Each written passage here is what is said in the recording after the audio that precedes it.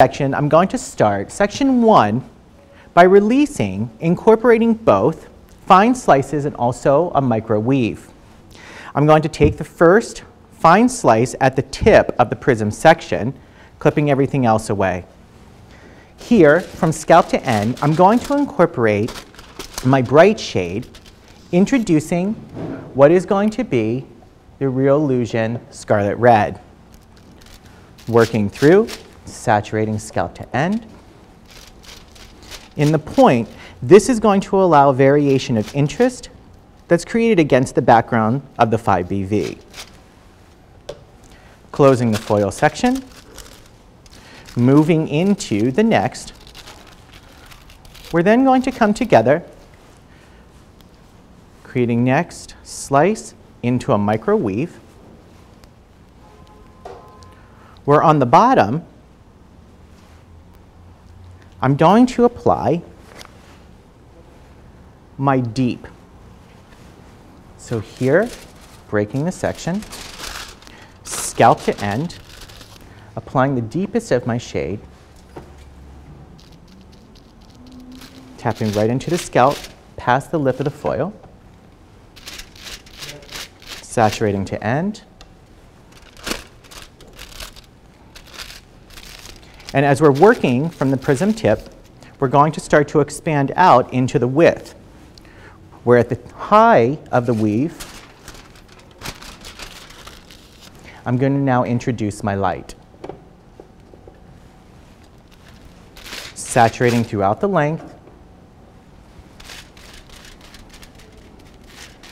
pushing towards the lip of the foil, just a slight back push to keep it nice and clean.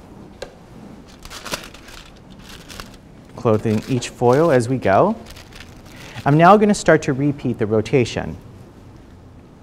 My first slice being the exact mirror of what I've done into the front. I'm going to come through with my bright and saturate,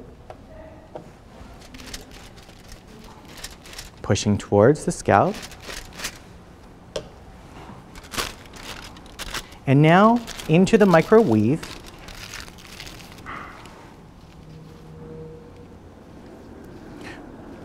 We're in the low.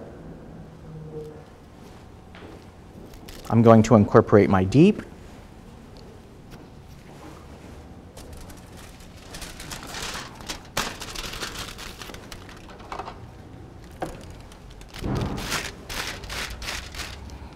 Pushing back from that scalp. And then into the high, I'm going to incorporate my light. With this, remember, I'm going to keep diffusing into the scalp as I move into the width of the prism at the horizontal base of the tip that's in the frontal fall into the parietal round. I'm going to continue this rotation. Remember, the next is a single slice of my bright. And then I'm going to come back and tell you what we're going to do into the side sections. Now on the two side prisms, what we're going to do is alternate the rotation slightly. Here, I'm going to take first section, subdivide weave, where I'm going to take on weave high. I'm going to do my light.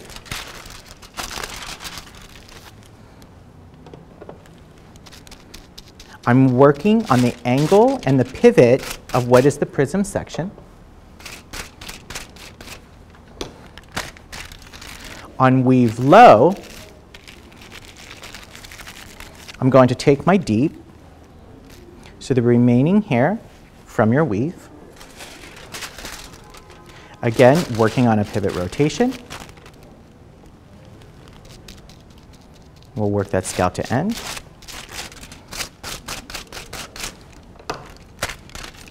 In the next is going to be a single slice, again working on the rotation so it's at a pivot all the way through, or a fan-like section of my bright.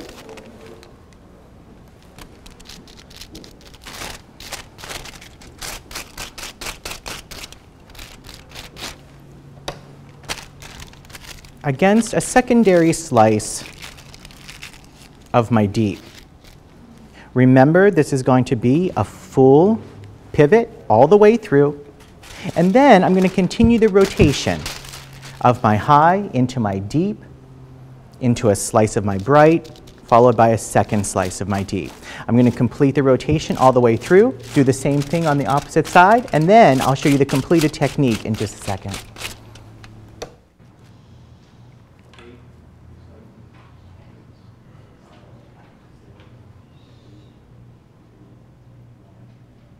Wait for it. Okay, wait for it, and boom. Welcome to Jordan. With this really beautiful shine, expanded prisms and also reduced prism in a really simple technique. You can see how the shine just bounces off of the fringe as well as really showcases what the shape is. The disconnection as we move through the sides and as we gain the depth that moves to the exterior line with a modern fresh approach to what is the modern bob. So here I can see that into not only the background, into the new Real Illusion shade 5BV, but also working through and introducing a beautiful scarlet red, as well as a beautiful shade of a sparkling Real Illusion grape. So I can see the combinations coming together, which are the unexpected, building in horizontally, and then buying back into the shades as well, puts another twist into not a red that is overly strong or overly animated. It's a sophisticated red, but the cooler shade and also the grape allows me to have a really wonderful new approach, as I spoke to earlier, about what is the shade that's sitting beside the red against the grape, allowing me to have a perfect combination of reflection as well as opacity. As they all spill together, it just creates a beautiful, beautiful spill into the expanded prism, working it, remember, from the width of the top into the front point of the fringe, with then, as we move into the side, wonderful color that continues to travel and showcase the disconnected shape. It's not something that's overly strong that just stops. I can see that the color continues all the way through and just provides this wonderful haircut with interior texture, a great new spin into the geometric line of the back. I'll say that as we spin, I want to look at the combination of the 5BV as well as the 4BP. Here I wanted into the depth, really amazing shine, but also I wanted to pick up some of the beautiful brown violet that puts another new approach into what is a level 5. I don't want it to look like something that's going to be true violets. I want to see something that has great shine and reflection, and just down just a bit. We can see that the hair has just enough smoothness. It's perfect into the shine. It is photo shoot ready, but also into the texture, a great story that brings everything to life. It's all set up and ready to go. Now, I know there have been some questions about working into different illumins. Now, into illumin, I think the questions were about if I'm utilizing some reds or maybe I'm working along with pinks, if I'm having a challenge into the reduction, first thought is I want to think about how many applications do I have on that existing hair, right? If I have, what is going to be the reduction process? We know we have the product return. A great hint is I always think about as I put on my hair and I process it. After that first 20 minutes, what I do is I will take both my fingers as well as a comb and just reduce more, because return is like a sponge. And a sponge, once it's filled, it can't go any further or take any more. So after, I'm not saying shampoo, I am not saying to blow dry anything. I said comb out, take my fingers, squeegee that off, right? Just push the return away. Apply a secondary application, process them again, and I promise you, you'll have an even greater success.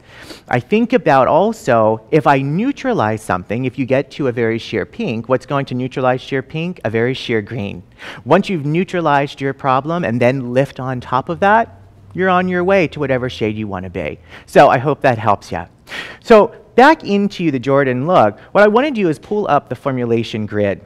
Now, I was speaking about what was the background, and here you can see that into both 20 mils 5BV with 3% and 20 mils 4BP equal parts, I didn't want to use 5BV alone because the canvas needed a little more depth and support. Working into accent 1, it was actually a 6RR was my lift along with 30 volume. And here, this gave me the support of the red that I need to then put something else on top.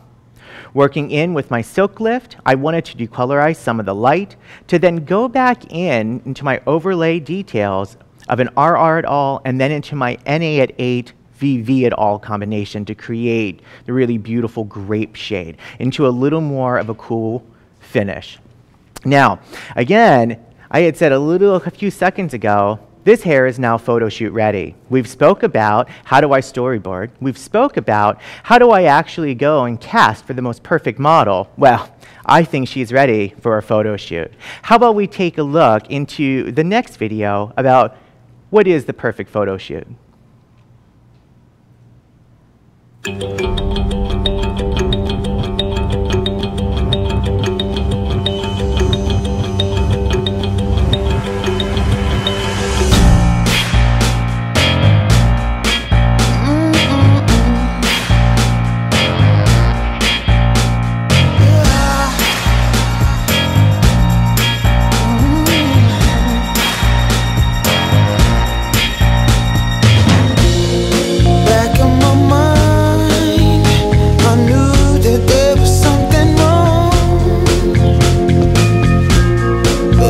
It's showtime, and if you're organized and focused, it should go according to plan.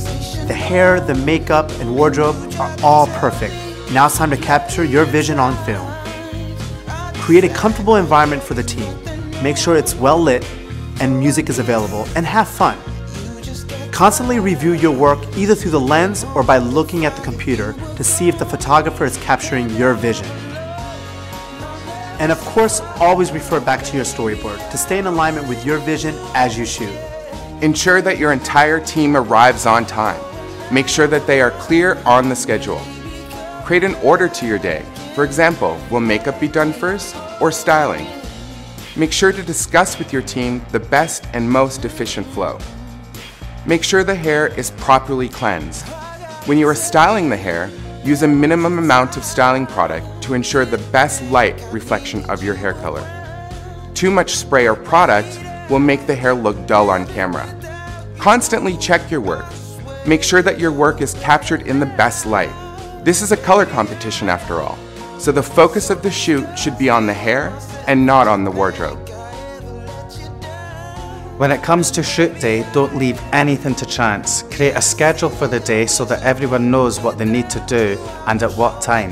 This will help you stay on time and avoid costly overtime charges. Make sure you have an early night before the shoot for all team members and especially your model so they are prepared, rested and ready. At the beginning of the day, meet with your entire team to ensure that everyone is clear on the job and task in hand. Try to stay relaxed and have a clear head, don't get stressed out, and if you get lost or have an idea, always go back to your storyboard. Finally, as this is a creative process, be open to suggestions from the entire team. Each of them had past experience and can bring something different to the shoot. Be open to ideas on the day of the shoot in case a problem arises with your original plan.